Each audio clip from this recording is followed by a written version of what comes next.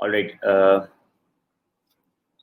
अब तक ये है कि हमारी बुक्स में से the only book that we left with now is the journal. सही है। और इसका तो सर मैं आपको बैकग्राउंड दे दूं तो सर कॉन्सेप्ट आपको दे दूं कि हम इसमें जो है वो क्या क्या चीज़ें रिकॉर्ड करते हैं। कुछ मैंने ट्रांजैक्शंस आपको याद होंगी, मैंने स्टार्ट में जब आपको बुक्स करवा रहा था तो मैंने उसमें जो है ना वो ट्रांजैक्शंस लिस्ट की थी, और मेरा ख्याल है कि वो अभी भी मैं आपको दोबारा वो लिस्ट कर देता हूँ एक दफ़ा, और उससे ज़्यादा आपको ओ लेवल्स तक नहीं टेस्ट करेगा इस पर। ठीक है। इसमें दो तीन चीज़ों का आपने बड़ा ख्याल रखना है मारिया, वो ये है कि आपको जब वो क्वेश्चन में एक्सप्लिसिटली पूछेगा कि आपने नरेशंस आर नॉट रिक्वायर्ड, सुन लीजिएगा। ठीक है। आपने पैटर्न में भी आपको बताता हूँ उसका, इसके नीचे नरेशंस रिक्वायर्ड होती हैं। ठीक है। अगर आपको क्वेश्चन ये कहे कि आपने narrations are not required, only then आपने नरेशंस नहीं देनी, वरना अगर if the question is silent and if the question says कि आप ने नरेशंस देनी है तो आपने फिर नरेशंस जरूर देनी है। ठीक है। And if the question is silent on both cases तो फिर भी आपने नरेशन देनी है। ठीक हो गया। वालेकुम सलाम हमजा। तो आपने जो है वो नरेशंस जरूर देनी है। तो उसके बाद जो है वो हमजा ने भी स्टार्ट ही किया जर्नल का, मैं जो थोड़ा सा एक्सप्लेन कर रहा था। ठीक है। यू नॉट लेट एनीवेज, मतलब आपने कुछ मिस नहीं किया। ओके अच्छा। तो मैं बेसिकली बता रहा था कि इसमें जर्नल एंट्रीज होती हैं, इसमें आपने डबल एंट्रीज करनी है और उसमें आपने जो है ना वो नरेशंस जो है वो साथ देनी होती हैं। जर्नल एंट्रीज जब भी आपको मांगे याद रख लो, अगर वो कहे जर्नल एंट्री कर दो, ये देखो ना जर्नल एंट्री कर दो, ये वर्ड यूज करता है क्वेश्चंस में। मैं आपको क्वेश्चन सिखाऊंगा तो आप देखिएगा कि जर्नल का यूज करता है। दिस मींस ये अंडरस्टूड है कि आपको ये पता चल जाना चाहिए कि अगर वो कह रहा है कि जर्नल एंट्री कर दो, दिस मींस कि ये जनरल जर्नल वाली बात कर रहा है कि द जर्नल में एंट्री क्या होगी वो कर दो। ठीक हो गया। उसके अकॉर्डिंगली आपने जब एंट्री करनी है ना तो उसके नीचे नरेशंस देनी है। मैं पहले आपको बता देता हूँ कि इसमें क्या क्या चीजें इंक्लूड होती हैं, फिर मैं जब पैटर्न समझा देता हूँ ना तो नीचे मैं नरेशंस का आपको बता दूंगा कि नरेशंस क्या होती हैं और आपने कैसे जो है उसको देना है। ठीक हो गया। अच्छा, हमने ऊपर लास्ट जितनी भी बुक्स को लिस्ट किया था, ठीक है, जिसमें मुझे जो है वो मेरा नहीं ख्याल लिखने की जरूरत है, अगर आप कहते हैं तो मैं लिख देता हूं, लेकिन आपको पता है उन सब बुक्स का। आई नेम देम, आप सुन लीजिएगा। उन सब बुक्स में जितनी ट्रांजैक्शंस हो रही हैं, उन ट्रांजैक्शंस के अलावा ऑल अदर ट्रांजैक्शंस, ठीक है, जितनी भी किसी भी बिजनेस में या इवन अराउंड द ग्लोब जो आपकी ट्रांजैक्शंस जो भी पॉसिबली होंगी, जिनकी आपने अकाउंटिंग करनी है, जिनको अकाउंट फॉर करना है, वो आपकी द जर्नल में रिकॉर्ड होती हैं। ठीक है। क्रेडिट सेल्स की ट्रांजैक्शन अगर है वो अपनी रिस्पेक्टिव बुक में चली जाएगी। क्रेडिट परचेजेस की अगर कोई ट्रांजैक्शन है वो अपनी रिस्पेक्टिव बुक में चली जाएगी। रिटर्न्स की कोई ट्रांजैक्शन है, रिटर्न इनवर्ड्स है, रिटर्न आउटवर्ड्स है, sales returns, purchase returns respectively, तो आपकी अपनी उनकी बुक्स हैं जो दो रिस्पेक्टिव बुक्स में चली जाएंगी। चार ये बुक्स हो गई। पांचवी बुक आपकी कैश बुक है, जिसमें आपकी transaction related to cash and bank दोनों, कोई भी चीज पे हुई है या कोई भी चीज रिसीव हुई है, either it's in the form of cash और if it's in the form of cheque bank. ठीक है। ट्रांजैक्शंस आपकी ऑनलाइन ट्रांसफर्स, कोई भी चीज आपको इस फॉर्म में हो रही है, आपने उसको जो है वो कैश बुक में रिस्पेक्टिवली ले जाना है। ठीक है। जब आप उसको कैश बुक में ले जाएंगे तो वो भी बुक आपकी एक जो है वो सेपरेट बन जाएगी। उसके बाद अब ये देखो, ये 5-6 किस्म की ट्रांजैक्शंस जो आपकी ऊपर वाली बुक्स में जो है वो रिकॉर्ड हो रही हैं। इसके अलावा अब इसके अलावा there be multiple other transactions. अब ये मतलब किसी भी ऑर्गेनाइजेशन में या सोचो किसी भी बिजनेस में, किसी फर्म में, किसी भी कंपनी में, दुनिया में, क्या यही 5-6 किस्म की ट्रांजैक्शंस होती हैं किसी भी बिजनेस में? नो। किसी भी ऑर्गेनाइजेशन में no, not at all.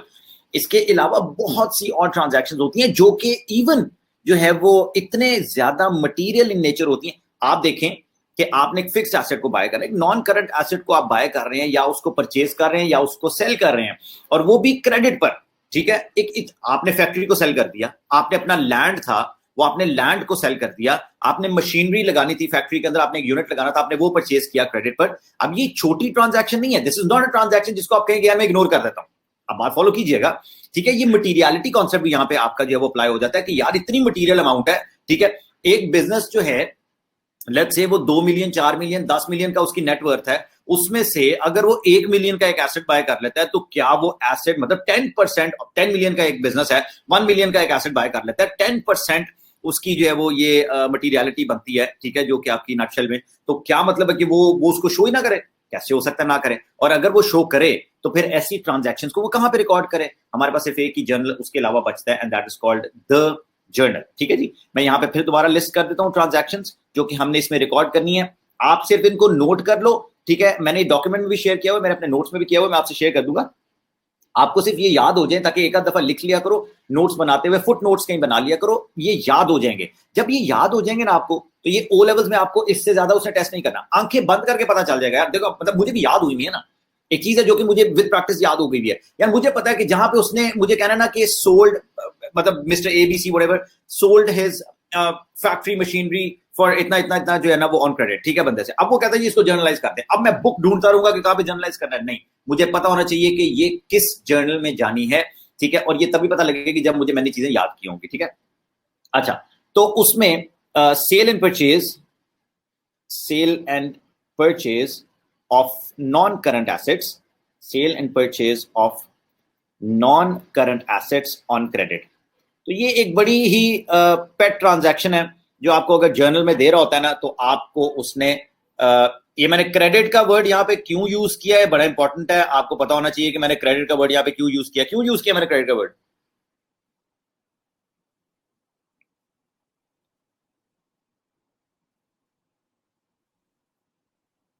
Ji good, आपने कैश बुक पे जो है वो इसको वेरी गुड, अगर आपने इसको लिख लिया हुआ है, ठीक है। तो मैं जो है वो जल्दी से मैं लिस्ट कर रहा हूं कि ये चीजें आपने जो है वो इसमें इंक्लूड करनी है, ठीक है। और इसके बाद अगर आपने कोई बैड डेट्स वगैरह की राइट ऑफ करना होता है, ये बड़ी इंपॉर्टेंट ट्रांजैक्शन है। आपको अक्सर जो है ना वो जो ट्रांजैक्शन दे रहा होता है ना, राइट ऑफ बैड डेट, ये जो बैड डेट रिटर्न ऑफ की ट्रांजैक्शन होगी, इसको भी इस जर्नल में रिकॉर्ड करना याद रख लें, ठीक है। कुछ चीजें नहीं होंगी आपके लिए, आपने इनको याद रख लेना। Correction of errors, ledger accounts में मैंने आपको बताया हुआ है कि करेक्शन ऑफ एरर्स वो सारी की सारी यहाँ पे आती हैं। मैंने आज ट्रायल बैलेंस को करवाने के बाद करेक्शंस की तरफ ही नेक्स्ट वीक से आना है। नेक्स्ट वीक से तो खैर वो तो मेरा वैसे भी बड़ा एक फेवरेट और सेक्शन है आपका, जो एडजस्टमेंट्स वाला होता है, जिसमें डेप्रिसिएशन, ये अक्रूवल्स, प्री पेमेंट्स, ये सारी की सारी जो चीजें हैं, और वो मेरा वैसे भी बड़ा ही जो है ना वो स्ट्रॉन्ग एरिया है। तो वो आपने जो है वो इंशाल्लाह हम करेक्शंस को वहां पे जो है ना स्टार्ट करेंगे, करेक्शन ऑफ एरर्स, ठीक है। ये भी आपने जो है वो यहाँ पे कर लेनी है। अच्छा जी, तो अगर और मुझे कहते हैं मैं लिस्ट कर देता हूँ, मैं आपको बता देता हूँ। वैसे ओपनिंग एंट्रीज का याद रखना कंफ्यूज कर जाता है, मैं इसलिए बार बार लिख रहा हूँ यहाँ पे। ओपनिंग एंट्रीज को भी बड़े ध्यान से उसकी अगर एंट्री करनी होगी तो वो जर्नल के थ्रू करना, ठीक है, ऐसे ना कर देना। और अगर कोई आपने एडजस्टमेंट्स करनी हो, लेजर्स में, ठीक हो गया। अच्छा जी, इसका फॉर्मेट क्या है, एक्सक्यूज मी, आपको डेफिनेटली एक आपके पास डेट वाला कॉलम आ जाएगा सबसे स्टार्ट में, जिसमें आपने डेट जो है वो डालनी है। इधर आपके पास पर्टिकुलर्स वाला कॉलम है, ठीक है, और इसमें आप डिटेल दे रहे होते हैं of all the transactions and the heads of जो है वो names of the heads of the accounts that are being affected. और उसके बाद इधर एक फोलियो का कॉलम पहले यूज करते थे, अब नहीं यूज करना। एक आपके पास डेबिट वाला पहला कॉलम आ जाएगा और दूसरा आपके पास क्रेडिट वाला कॉलम आ जाएगा, ठीक है। ये आपका जो है वो साथ साथ चल रहा होता है। सिंपल इतना सा इसका फॉर्मेट है और कुछ भी नहीं है। आपने जो एंट्री आपकी डेबिट हो रही है वो आपने डेबिट कर देनी है, जो एंट्री आपकी क्रेडिट हो रही है आपने क्रेडिट कर देनी है। एंड जो है नीचे एंट्री के डिस्क्रिप्शन,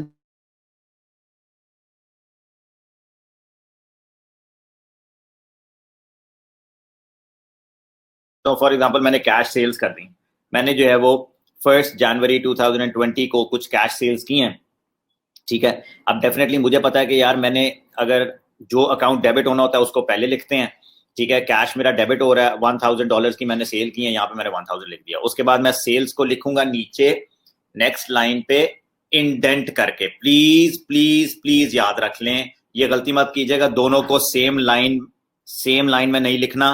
जहां पे पहले वाला वर्ड एंड हो रहा है ना, वहां से स्टार्ट करो दूसरे वाले को सेल्स। सिंपल सा तरीका है। जहां पे ऊपर वाला डेबिट वाला लेटर एंड हो रहा है उसके नीचे से स्टार्ट करना। इसका एक रीजन है, इसको फॉर्मेट को देने का एक मकसद है, ठीक है, क्योंकि आंखें बंद करके ये नहीं कि दोनों सेम लाइन में होंगे तो फिर आपको अमाउंट देखनी पड़ती है जाके कि वो डेबिट हो रहा है। अगर मैंने ऐसे लिखा हुआ है ना कैश और नीचे सेल्स, तो मुझे इन दोनों को एट द सेम टाइम देखने से ये नहीं पता लग रहा कौन सा डेबिट हो रहा है कौन सा क्रेडिट हो रहा है, ठीक है। वैसे तो अंडरस्टूड होता है कि सेल्स क्रेडिट होता है, ठीक है, लेकिन जस्ट इन केस कोई ऐसा ट्रांजैक्शन आ जाए जिसमें अगर दोनों डेबिट होने होते हैं, ठीक है, जैसे कैश करके कोई एसेट बेच दिया, ठीक है। अब वो अगर मैंने एसेट क्रेडिट किया होता, एसेट डेबिट भी हो सकता था क्योंकि कैश आपको जो है वो आया है बेचने से, या आपने लेट्स से कैश देकर एसेट परचेज किया, तब उस डेबिट क्रेडिट ऑपोजिट भी हो सकता है। तो दोनों को एट द सेम टाइम अगर सेम लाइन में होते हैं ना, इंडेंटेड, सॉरी जो है वो अलाइनमेंट उनकी सेम हो, तो आपको ये नहीं पता लगता देखते हुए कि यार क्या डेबिट हो रहा है क्या क्रेडिट हो रहा है। फिर मुझे जाकर देखना पड़ेगा पहले उसके जो रिस्पेक्टिव कॉलम में कि यार कौन सा वाला डेबिट हुआ कौन सा क्रेडिट हुआ, या नीचे मुझे डिस्क्रिप्शन पढ़नी पड़ेगी। तो इसको डिफरेंशिएट करने के लिए, ठीक है, और डेबिट एंट्री को क्रेडिट एंट्री से डिफरेंशिएट करने के लिए आप क्या करते हैं कि इसके जो है ना वो आप पैटर्न जो फॉलो करते हैं ना, वो पहले वाले के एंड होने के बाद आप सेल्स को लिखेंगे। अच्छा जी, तो मैं ये बता रहा था, यहां पे आपने लिख लिया, नीचे आप जो है इसकी नरेशन लिखेंगे, यहां पे आप इसकी नरेशन लिखते हैं ऑफ द ट्रांजैक्शन ब्रैकेट्स में, ठीक है जी। और इसमें सिर्फ और सिर्फ शॉर्ट जो है ना वो आपने एक सेंटेंस में, ओनली वन सेंटेंस, ये नहीं कि पूरी उधर पैराग्राफ लिखना शुरू कर दो, only one sentence, sold goods on cash, नीचे आप ये यहाँ पे लिख सकते हैं इस ट्रांजैक्शन के लिए, ठीक है। तो अंडरस्टूड हो जाएगा कि यार ये इसने जो है वो सेल्स की हैं, ठीक है। और इसमें जो है वो आपने मतलब इसके अलावा नरेशन, बस मैंने आपको बता रहा था, मैंने स्टार्ट में जो बताया कि नरेशन अगर only and only if he says and she says कि जी अगर आपने जो है वो नरेशंस नॉट रिक्वायर्ड, सिर्फ तब नरेशन नहीं देनी, अनलेस एंड अदरवाइज जो है वो प्लीज भूलिएगा मत, नरेशन के मार्क्स हैं, ठीक है। अगर नरेशन नहीं दोगे तो मार्क्स रिजेक्ट हो जाएंगे, नरेशन को साथ जरूर देना है, ठीक है। तो ये बहुत इंपॉर्टेंट चीज है। अच्छा जी, उसके बाद आपके जो टी अकाउंट्स होते हैं वो आपके इसके साथ ही जनरल लेजर में चले जाते हैं, ठीक है। इसके साथ ही नीचे एक्सप्लेन कर दूं, क्योंकि इसकी जो बुक लेजर वाली है वो आपको मैंने बता दिया था, दैट इज जीएल, ठीक है।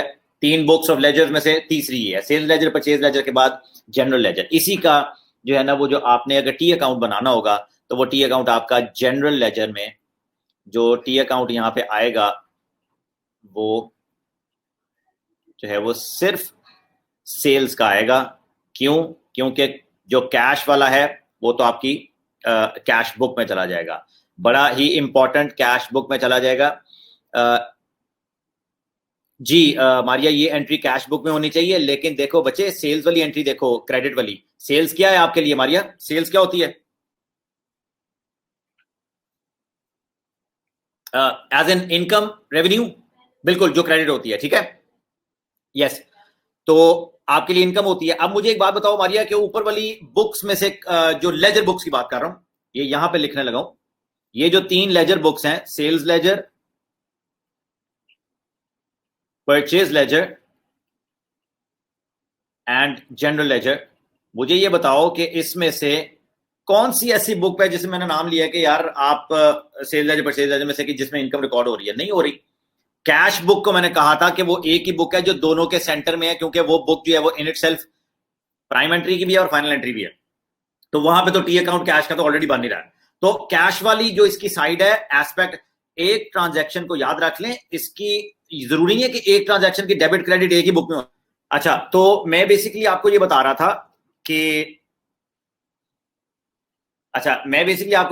था कि आप जो है ना कैश बुक में, कैश वाली एंट्री जो है वो कैश बुक में ले जाओगे, ठीक है, और आपकी सेल्स वाली एंट्री, क्योंकि it's an income account, excuse me, तो वो आप जो है वो जनरल लेजर में ले आओगे, ठीक है।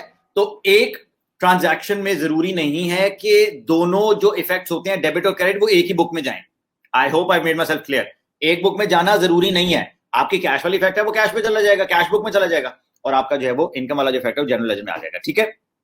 ये आपका इसमें इसकी फाइनल एंट्री वाली बुक भी कंप्लीट हो जाती है। जितनी की जितनी जो ट्रांजैक्शन ऊपर मैंने लिखी थी, cell purchase of non current assets, सबके टी अकाउंट जो है वो आपके जीएल में आएंगे। आपने बैड डेट को राइट ऑफ करना है, उसमें से अगर कोई डेटर वाला अकाउंट है तो वो प्लीज बी केयरफुल, डेटर वाला। ये अब आप लोगों ने यहाँ पे रीजनिंग करनी है, बुक्स में कहां पे गलती करते हो। चलो मैं एक छोटी सी बात बताता हूं कि एक बैड डेट को राइट ऑफ करना है, मैं आपको मैंने पढ़ाया नहीं अभी, bad debt forget about it, लेकिन आप लोगों ने पढ़ा हुआ है, मुझे पता है, ठीक है। तो जितना आपको नॉलेज है, मुझे एक बैड डेट की एंट्री कर दें। एक बंदा था, उसने $10,000 देने हैं, मिस्टर एबीसी है, ठीक है, और वो अब मुझे $10,000 नहीं दे रहा, मुझे जरा इसको मैंने राइट ऑफ करना है, और मेरा एक टाइम लैप्स भी हो गया है मेरी कंपनी में, मुझे बैड डेट की एंट्री कर दें जरा।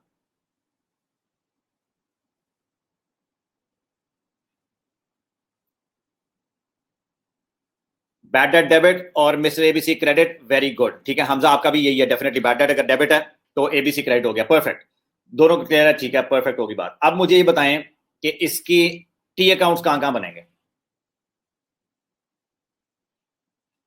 मुझे मिस्टर एबीसी का अकाउंट बनाना है, बैड डेट का अकाउंट बनाना है, दोनों बताएं कहां पे बनेंगे। बेटा कौन सा जर्नल हमजा, सारे जर्नल होते हैं।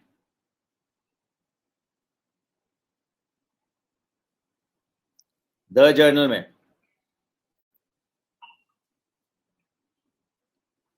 मिस्टर एबीसी जी,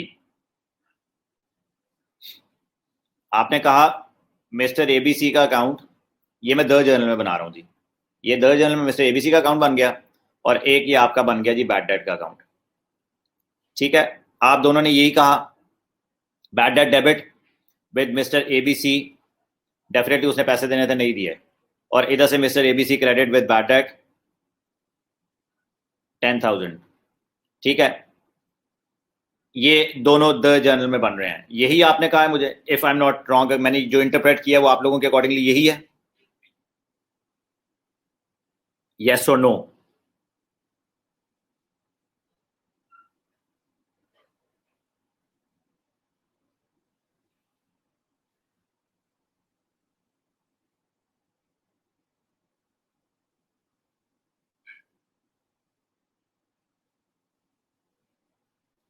मारे मुझे आपका आंसर नहीं मिला, यस और नो? बड़ा कॉन्सेप्ट है यहाँ पे जी। तो फिर पहले मुझे ये क्यों कहा था कि दोनों जो है वो जीएल में जाएंगे? आपने पहले दोनों कहा है जीएल में जाएंगे द जर्नल, अब मुझे जरा एक्सप्लेन करो क्यों, कौन सा क्यों नहीं जाएगा? ये बड़ा इंपॉर्टेंट कॉन्सेप्ट है जी। Hamza, you should be sorry, ऐसी स्टूपिड और ब्लंडर्स नहीं करने, ऐसी मिस्टेक्स नहीं करनी।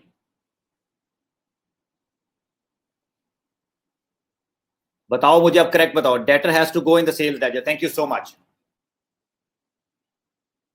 इन द सेल्स लेजर। ठीक है, सेल्स लेजर और सेल्स जर्नल में नहीं, सेल्स लेजर में जो आपका जो अकाउंट है, ठीक है, उसका जो टी अकाउंट है, यहीं पे ध्यान करना है। ये गलती है जो एग्जामिनर आपको जो है ना वो कंपेल करता है करने के लिए, and this is what the mistake, exactly वारिया, दिस इज व्हाट जो है ना वो the mistake that you guys actually make, और वो एग्जामिनर आपको इस पर मजबूर करता है कि आप ये मिस्टेक करें। आप लोग एग्जाम में बैठे पता नहीं क्यों भूल जाते हो यार, एक डेटर का बता दिया हुआ है कि उसका टी अकाउंट, जब बात खत्म हो जानी चाहिए यहाँ पे कि डेटर का टी अकाउंट जो है वो सेल्स, जो डेटर होता कौन है यार? डेटर वही है ना जिसको सेल्स की है क्रेडिट पे। ये तो ऑब्वियस सी बात है ना कि उस डेटर उसको कहा ही क्यों है, डेटर इसीलिए कहा है क्योंकि उससे पैसे लेने हैं, अकाउंट रिसीवेबल है, उसको सेल्स कर दी है, उससे पैसे रिसीव करने हैं। अब जब पैसे रिसीव करने हैं गाइस, तो बात खत्म होगी, वहां पे एक चीज कह दी है, पीरियड, उसके बाद कोई क्वेश्चन नहीं बनता कि यार डेटर के अकाउंट जो है वो आपका जो है वो सेल्स लेजर में बनता है, बस सेल्स लेजर में बनते ही सारे कस्टमर्स के अकाउंट है विच आर डेटर्स। वहां पे आप जाओगे, यहां पे आप सेल्स लेजर के जो है वो आप ओपन करोगे, ठीक है, यहां से इसको खत्म करोगे, यहां पे नहीं बनाओगे इसको जीएल में, ये जीएल में जरूर बनेगा। क्यों? क्योंकि this is an expense account. मैंने ऊपर सेल लेजर परचेज लेजर में कोई इनकम कोई एक्सपेंस कोई ऊपर नहीं डाला हुआ, तो इसका मतलब यह है कि जितने भी एक्सपेंस के अकाउंट होंगे, जितने इनकम रेवेन्यूज के अकाउंट होंगे, जितने भी आपके जो है वो नॉन करंट एसेट से रिलेटेड अकाउंट्स होंगे, जितने भी आपके जो है वो ये सारे के सारे जो ओपनिंग एंट्रीज क्लोजिंग, वो सारे जीएल में आते हैं। इसको याद रख लो, ये इसलिए तो कह रहा हूं याद रखो, याद नहीं रखोगे तो गलत बुक में बना दोगे। ठीक है, मजे की बात, आपके पेपर में भी आएगा, हर पेपर में आता है, उठाकर देख लो, हर दूसरे पेपर में कोई एक आधा पेपर मिस हुआ होगा जिसमें आपको ये एमसीक्यू में पूछता है कि यार लेजर कौन सा यूज होगा, और आप लोग जल्दी में इतनी ब्लंडर मिस्टेक्स करके जो है एमसीक्यू में मार्क्स क्यों लूज होते हैं? तभी तो लूज होते हैं एमसीक्यू में मार्क्स। मैंने अब ये थोड़ा सा कंटेंट कवर करवाने के बाद एमसीक्यूज को साथ साथ लेकर चलना है, क्योंकि एमसीक्यूज जो है वो आप लोग करने की आदत ही नहीं है, और उसमें इतने मार्क्स डिडक्ट हो जाते हैं, और अब तो उसने एमसीक्यूज को इंक्रीज कर दिया 35 मार्क्स। ठीक है, आपको मैंने बताया था कि उसने एमसीक्यूज का टाइम भी 15 मिनट बढ़ा दिया, और उधर से उसने 35 मार्क्स का पेपर 1 कर दिया, तो 5 मार्क्स और उसने इंक्रीज कर दिए कि जो बच्चों के ऑलरेडी एमसीक्यू में मार्क्स नहीं आते वो और ज्यादा जो है वो कम आने स्टार्ट हो जाए, और उसमें यही कॉन्सेप्ट सारे जो अप्लाई हो रहे होते हैं। खैर एनीवेज, सेल्स लेजर में आपका जो मिस्टर एबीसी का अकाउंट ऑलरेडी बना हुआ है, ठीक है। मिस्टर ए के अकाउंट में मजे की बात बताऊं तो ये देखो ना, उसको सेल्स आपने ऑलरेडी की हुई है 10,000 की। ये अब एक्चुअल स्टोरी बताने लगा हूं, मैंने तो सिर्फ बैड डेट बताया आपको। इट इज अंडरस्टूड कि बैड डेट कब होगा, जब प्रीवियसली उसको सेल हुई होगी। मुझे एक बात बताएं, मैंने एक बंदे को सेल ही नहीं की, बैड डेट हो सकता है? यस और नो? सिंपल, ठीक है। एक बंदे को मैंने सेल ही नहीं की तो वो बैड डेट कैसे होगा? ठीक है, वो बैड डेट नहीं हो सकता, ऑब्वियस बात है, ये तो लॉजिक है ना। ठीक है, अब अगर आपने उसको सेल्स की हुई है प्रीवियसली, और अब वो आपको कहता है यार मेरे पैसे नहीं देने, अब देखो आप उसके ही अकाउंट में जाओगे, यार उससे पैसे रिसीव करने, ये 10,000 को, बात अकाउंटिंग को थोड़ा सा ना लॉजिकली भी देख लिया करो। ये 10,000 लेना था, अब नहीं लेना 10,000, तो वो 10,000 को कैंसिल, नेट ऑफ तो करो, क्रॉस तो करो, खत्म, उसको नेट ऑफ करो। नेट ऑफ कैसे होगा? उसके अपने ही अकाउंट में अगर डेबिट हुआ है तो उसको क्रेडिट करूंगा, तो अब ये जो है वो कोई अमाउंट ना लेनी है ना देनी है। और ये किससे? ये बैड डेट से, ठीक है, ये आपके बैड डेट से। मेरा ख्याल है आपको लॉजिक मेरी समझ आ गई है, ठीक है, कि यार इससे इतने पैसे लेने हैं, अब नहीं लेने, तो उसके अकाउंट को जाके खत्म तो करो। अगर नहीं खत्म करोगे भूल जाओगे, ह्यूमन माइंड, ठीक है, भूल जाते हैं चीजें। आप 8 दिन बाद, 10 दिन बाद, 1 महीने बाद, 2 महीने बाद आपको फिर दोबारा, अगर आपकी आंखों से ये गुजरेगा अकाउंट, अगर आपने इसको क्रेडिट ना किया होता और आपने कल को जो है वो लेट्स से आप सेल लेजर से गुजर रहे थे और आपने देखा यार मिस्टर एबीसी, यार इस बंदे ने पैसे देने हमारे, ये क्यों नहीं दिए पैसे, आप दोबारा उसको कांटेक्ट करेंगे, वो बेचारा और एम्बैरेस होगा कि यार मैंने पहले भी आपको कहा मेरे पास नहीं है, मैं इंसॉल्वेंट हो गया हूं, मुझे कोर्ट ने भी इंसॉल्वेंट कर दिया, जो भी हो गया मैं आपको नहीं दे सकता पैसे। तो ये चीजें ना होने की वजह से आपको जो है इसको खत्म करना पड़ेगा कि यार मैं कल को ये कहूं, सिस्टम में क्या होता है, जब आप इसकी एंट्री कर देंगे ना क्रेडिट की, तो सिस्टम इसके अकाउंट को ऑटोमेटिकली जो है वो रिमूव कर देगा। क्यों? क्योंकि उसमें कोई रिसीवेबल ना कोई पेएबल है, ठीक है, तो उसका अकाउंट जो है वो डॉर्मेंट हो जाता है फॉर दैट रीजन। तो मकसद कहने का है कि आपने एंट्री को ध्यान से देखना है, कहां पे जाके एंट्री करनी है। अब अगर गलती करते हो, मैं यहां पे सेल लेजर में, जैसे आप लोगों ने शुरू में बताया कि सर जनरल लेजर में इसका जो है वो अकाउंट डाल दें आप, अब मैं जीएल में इसका एक और अकाउंट खोल के उसको क्रेडिट कर देता हूं, इधर भी डेबिट पड़ा, इधर रिसीवेबल पड़ा हुआ है, उधर उसको उल्टा पेएबल चला जाएगा, उल्टा, क्योंकि रिसीवेबल वहां पे पड़ा नहीं हुआ अकाउंट में। ये बातों को जरा समझा करें, चीजों को अंडरस्टैंड किया करें। तो ये जहां पे जहां एंट्री होनी है आपने वहां पे इसको करनी है जाके। अच्छा, ये हो गया जीएल और आपका जर्नल जो है वो आपका जर्नल का जो कॉन्सेप्ट है। फॉर्मेट क्लियर है, फॉर्मेट के अलावा जीएल की एंट्रीज क्लियर है, जीएल में इसके अलावा कोई और चीज नहीं है। मैंने जो लिख दी है ना चीजें, यही आपको आपके ओ लेवल में टेस्ट हो जानी है, आंखें बंद करके, इसके अलावा कुछ याद ना रखना। You have my words. Bad debt की entry, sales purchase of non current assets की एंट्री, आपकी ओपनिंग एंट्रीज, आपकी एक्सपेंसेस एंड इनकम्स की एंट्रीज, इसके अलावा आपको कुछ नहीं पूछेगा वो, ठीक है। यही आपको आपकी ट्रांजैक्शंस में जीएल में अगर आपसे कोई एंट्री करवाएगा तो वो यही करवाएगा, ठीक है। अच्छा जी, इसके अलावा करेक्शन ऑफ एरर्स, यस, वो आपकी ऐसी चीज है जो उसने आपको जनरल लेजर में और जो जनरल जर्नल में जो बेसिकली करवानी होती है ना, अब जाहिर है उसमें एडवांस लेवल पे जब आप चीजें पढ़ लोगे, अभी करेक्शन ऑफ एरर्स, तो वो वहां पे आपको एडजस्टमेंट्स करवाएगा, जिसको एडजस्टिंग एंट्रीज कहते हैं। ठीक हो गया जी। अच्छा जी, ये सारी की सारी चीजें हो गई, आपकी बुक्स भी कंप्लीट हो गई, आपकी बुक्स में रिकॉर्डिंग भी हो गई। अब जब बुक्स में रिकॉर्डिंग हो जाती है तो अब मसला हमें यहाँ पे आता है कि भाई हमने जब बुक्स में सारी रिकॉर्डिंग कर ली, ठीक है, और यहाँ पे मैं एक नया पेज क्योंकि ओपन करके आपको बता देता हूँ जी। एग्जैक्टली हमजा, मैं यही बताने लगा हूँ कि जब आप बुक में सारी एंट्रीज हो गई हैं, मेरे टी अकाउंट्स भी बन गए हैं, अब मैंने टी अकाउंट्स को बैलेंस ऑफ भी कर दिया, ठीक है। डेफिनेटली मेरे टी अकाउंट्स जो है वो मेरा, अब ये सारे के सारे अकाउंट्स, अब ये वाला तो बैलेंस ऑफ हो गया ना, ठीक है, ऑटोमेटिकली, इसमें कुछ नहीं है, ना लेना ना कुछ देना है, ठीक है। अच्छा, coming towards arithmetic check, trial balance में कोई डिफिकल्ट, कोई भी ऐसी चीज नहीं है जिस पर कि मैं बहुत डिटेल में जाकर बात करूं। ये कोई ऐसा टॉपिक नहीं है जिसको मैं जो है वो कोई ऐसी आपसे मतलब चीज वो करवानी है जिसमें कि ये सारी चीजें आपको आती है, क्योंकि एक लिस्ट बनानी है आपने बैलेंसेस की। सिर्फ याद रखने वाली जो चीज है वो ये है कि इसमें जो इसको अरिथमेटिक चेक के लिए हम बनाते क्या है, ट्रायल बैलेंस, ठीक है। इट्स अ ट्रायल जिसको हम ट्राई कर रहे हैं to balance of all these accounts, ठीक है जी। और उसमें हम अरिथमेटिकली चेक कर रहे हैं कि क्या all debits are equal to the credits. यही डबल एंट्री का रूल कहता है ना, कि क्या सारे के सारे डेबिट्स जो हैं वो आपके क्रेडिट्स के इक्वल हैं कि नहीं, and that should be equal, sorry, ठीक है, उस एंड से जो हम बात कर रहे हैं। तो ये बेसिकली हम रूल फॉलो कर रहे होते हैं। ऑलराइट, ये होती क्या है जी, ये एक लिस्ट ऑफ ऑल बैलेंसेस होती है। कौन से बैलेंसेस? टी अकाउंट्स के बैलेंसेस, लेजर्स के बैलेंसेस, जो आपके लेजर अकाउंट्स के बैलेंसेस होते हैं ना, ये आपके उसकी जो है वो लिस्ट होती है।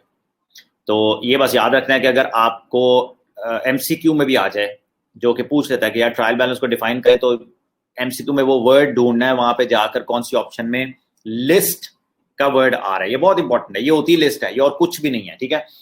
ये डबल एंट्री का पार्ट नहीं होती, वेरी इंपॉर्टेंट, ये डबल एंट्री का पार्ट नहीं होती। हम बेशक इसमें डेबिट क्रेडिट का कॉलम जरूर यूज करते हैं, डेबिट एंड क्रेडिट का कॉलम जरूर यूज करते हैं, लेकिन it is not part of the double entry system. इसमें सिर्फ हम अकाउंट्स को एंटर कर रहे हैं, बैलेंसेस को, और कुछ नहीं कर रहे, ठीक है। देखने के लिए कि क्या हमारी मैथ्स ठीक है कि नहीं, हमारे सारे की सारी एंट्रीज ठीक हुई है कि नहीं, क्योंकि डेफिनेटली हमें ये चेक बता रहा है ना, अगर कोई बैलेंस नहीं हो रहा होगा, डेबिट्स का टोटल अगर क्रेडिट्स के टोटल से डिफरेंट होगा, तो दिस शोज कि हमने कहीं ना कहीं कोई डबल एंट्री गलत किया है, हमने कहीं ना कहीं कोई एंट्री गलत कर दी है, एक नहीं तो दो, मल्टीपल एंट्रीज गलत कर दी है। फिर उन एंट्रीज को हमने आइडेंटिफाई करके ठीक करना, इसको करेक्शन ऑफ एरर्स कहते हैं। कुछ एरर्स आपकी हो गई होंगी जो आपसे हो गई हैं, जिनको आपने फिर रेक्टिफाई करना है, ठीक है। एरर्स कुछ ऐसी होती हैं जो ट्रायल बैलेंस को अफेक्ट कर जाती हैं, तभी आपका बैलेंस जो है वो ठीक नहीं होता। कुछ होती हैं जो ट्रायल बैलेंस को अफेक्ट नहीं करती। हम दोनों डिस्कस करेंगे इन अ लॉट ऑफ डिटेल, ठीक है। और अगर जो अफेक्ट करती हैं उनको हमने ठीक कैसे करना होता है, मैं आपको ये भी बताऊंगा। अच्छा जी, इसमें बात कर रहा था कि यार लिस्ट ऑफ बैलेंसेज है, ये कौन से बैलेंसेज है? ये आपके टी अकाउंट्स के क्लोजिंग बैलेंसेज, याद रख लें बस, ये आपके क्लोजिंग बैलेंसेज हैं। ओपनिंग बैलेंसेज ना लेने लग जाना, ठीक है, या दरमियान में कोई चीज उठा के ना ले लेना, ठीक है। उसमें जो बैलेंसिंग अमाउंट होती है, बैलेंस कैरेट डाउन, बैलेंस जो आपका कैरेट फॉरवर्ड, या जो भी आप नाम उसको देंगे, वो वाले बैलेंसेस जो आपके क्लोजिंग बैलेंसेस होते हैं हर अकाउंट के, ठीक है। मेरे पास एक टी अकाउंट है, जैसे कि मेरे पास एक डेटर का अकाउंट था, ठीक है। उसमें से मैंने एक एग्जांपल चेंज कर लेते, 10,000 रिसीव करना था, उसमें से उसको मैंने 2,000 का, उसने मुझे कहा जी बैड डेट हो गया, वो मैं नहीं दे सकता आपको, ठीक है। अब मैंने इससे वापस कितने रिसीव करने जा रहे हैं, 2,000 मुझे 10,000 में से नहीं दे सकता, तो मुझे 8,000 ही देगा ना। तो ये 8,000 का जो है वो बैलेंस कैरी डाउन है। ये जो बैलेंस कैरी डाउन है, मुझे ये उठाकर अपने जो है वो ट्रायल बैलेंस में इंक्लूड करना है। और मिस्टर एबीसी या ये XYZ कर लो, ये मिस्टर XYZ है, तो XYZ के नाम से मैं यहाँ पे लिखूंगा। और बात ये समझाने की है, जो कि बड़ा ही आप कंफ्यूज होकर गलत कर देते हैं, क्लोजिंग अकाउंट का बैलेंस हमेशा ऑपोजिट दिया जाता है। ओपनिंग अकाउंट का बैलेंस हमेशा उस अकाउंट की नेचर के अकॉर्डिंगली दिया जाता है। I am repeating myself again, opening balances are always put on the side of the account with respect to their nature, ठीक है। अगर एक नेचर डेबिट होगी किसी अकाउंट की, तो मैं उसका ओपनिंग बैलेंस डेबिट साइड पर ही लिखूंगा, वो अपनी रिस्पेक्टिव साइड पर आएगा। लेकिन इसका क्लोजिंग बैलेंस बेशक डेबिट बैलेंस है, वो ऑपोजिट साइड पर जाएगा, क्रेडिट वाली साइड पर। ये आपकी अकाउंट्स को बैलेंस ऑफ करने की नेचर और by law this is how it is. मेरी बात समझ आई है? किसी को इस बैलेंसिंग ऑफ और इन अकाउंट्स के बैलेंसेस को नाम देने में कोई प्रॉब्लम? जी हमजा, क्या प्रॉब्लम है? क्वेश्चन करो मुझे।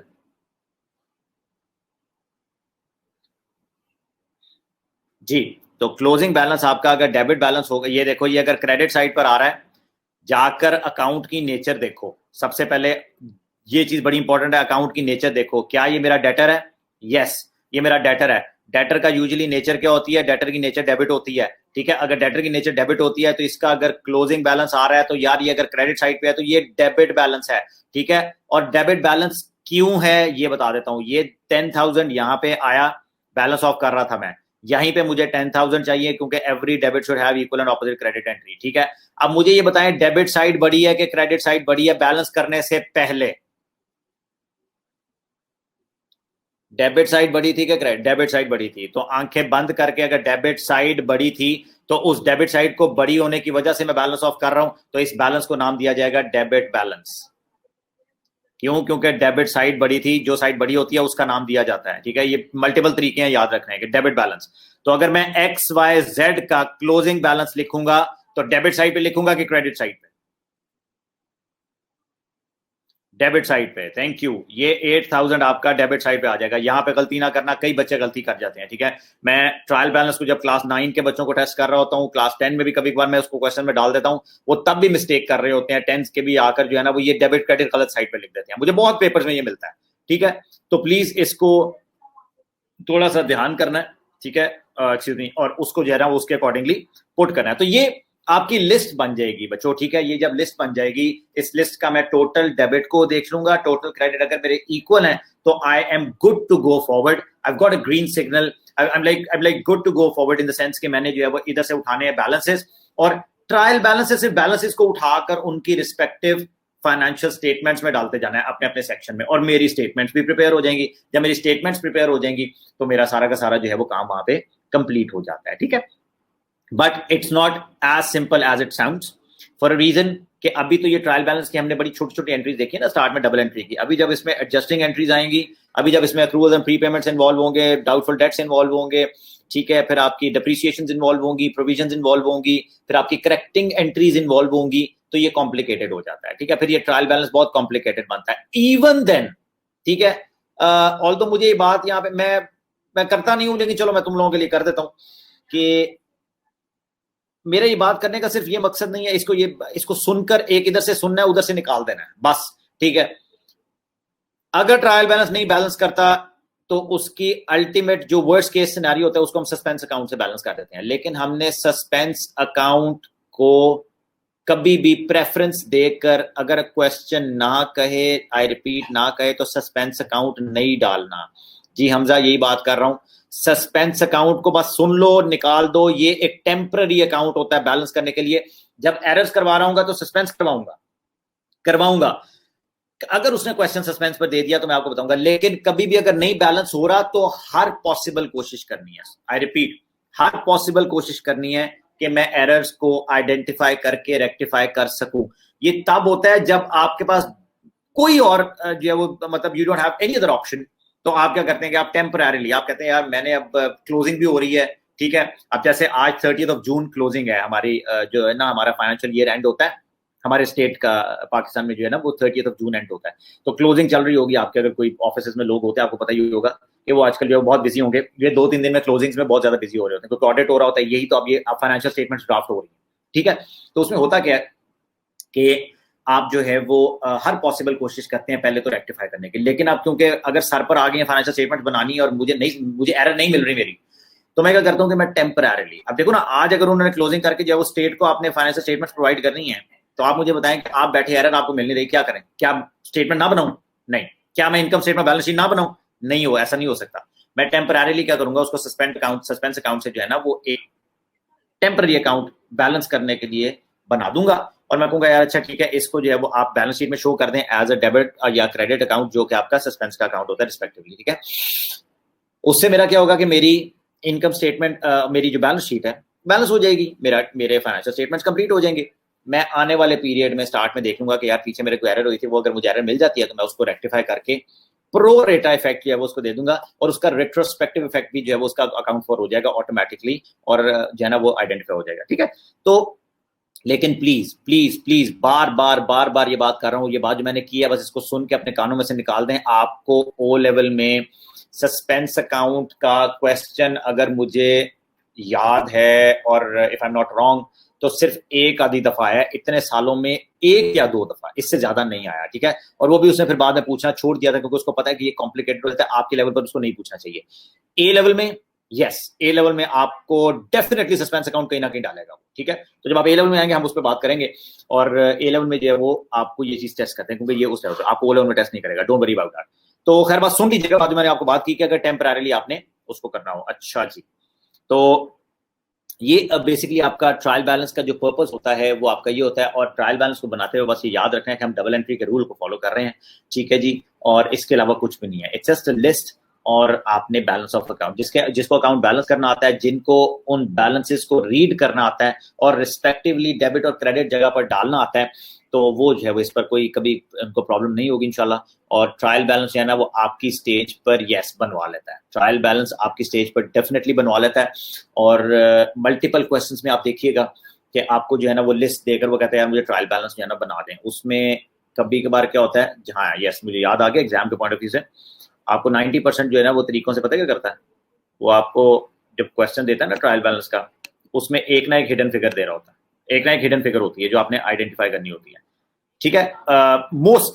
मोस्टली केसेस में आपको कैपिटल अकाउंट नहीं देगा, ठीक है। वो आपको कैपिटल की फिगर जो है ना वो क्वेश्चन मार्क देकर, क्वेश्चन मार्क का मतलब कैपिटल की फिगर नहीं होगी, उसमें एसेट्स और लाइबिलिटीज की आ रही होगी। अब आपको पता होना चाहिए कि एसेट्स और लाइबिलिटीज को जब आप लिस्ट में लिस्ट कर दोगे तो उसमें से अगर एसेट्स में से लाइबिलिटीज को माइनस कर दोगे तो बैलेंसिंग अमाउंट आपके पास कैपिटल की आनी चाहिए, तो उसमें एट टाइम्स आपको कैपिटल को इंक्लूड करवा देता है। अगर बहुत ज्यादा कॉम्प्लिकेटेड अगर ट्रिकी बनाना हो तो वो कोई ना कोई एक इनकम या एक एक्सपेंस को हाइड कर देता है, ठीक है। ये हमें क्वेश्चन देखना पड़ेगा, ये हमें क्वेश्चन देखकर डिसाइड करना पड़ेगा कि यार क्वेश्चन बताएगा, एक्सप्लिसिटली बताएगा कि यार इसमें कोई ना कोई एक चीज है जो कि आपकी नहीं है, जो कि लिस्ट में नहीं आ रही, ठीक है। तो हम उसको थ्रू द लिस्ट जो है वो आइडेंटिफाई कर सकते हैं कि यार कौन सी मिसिंग फिगर है।